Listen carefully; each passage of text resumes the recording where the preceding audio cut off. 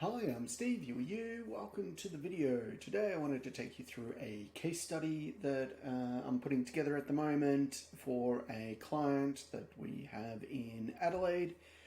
I have anonymized the data, so because it's their business, not yours. And so let's get into it. So we've been working with these guys since October in 2022. And it's been a pretty productive year. So overall, over that time period, as you can see here, we've got 24,483 visits organically to their website, which led to 655 leads being generated, with an average monthly lead of 31 to 32 because we don't have any half people, and an average return on investment of 1,564.29%. As you can see, traffic progressed quite nicely over the year, just breaking 2,000 visits per month in June this year, so last month. And then you can see that there's a substantial increase in leads as well, reaching around that 60 leads generated in June. We managed to achieve this through a number of different tactics. The overall strategy was to increase their visibility in search. We did that mostly through content marketing and link building. But when we got in there, the intention was that we would go in and we would start off with link building.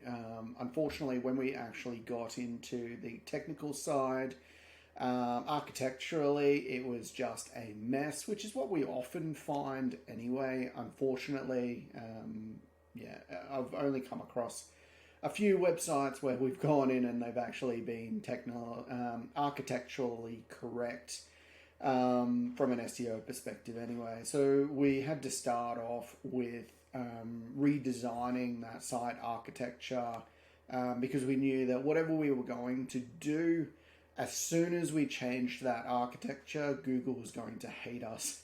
So we started there, we rebuilt the site architecture, moved on to a content strategy and a link building strategy once that was done, so that we could have that rolling out while we were going back and fixing a lot of the technical issues that were also evident that we didn't fix while the site architecture was being fixed, simply because we prioritized the site architecture and then we went back and fixed the other technical errors.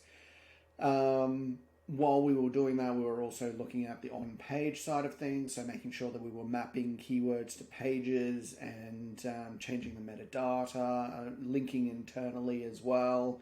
That was part of the content strategy as well, to make sure that we're creating content that also reflects the keywords that we're trying to rank for these particular pages, so that we can link internally from that content to those pages where it was meaningful to do that.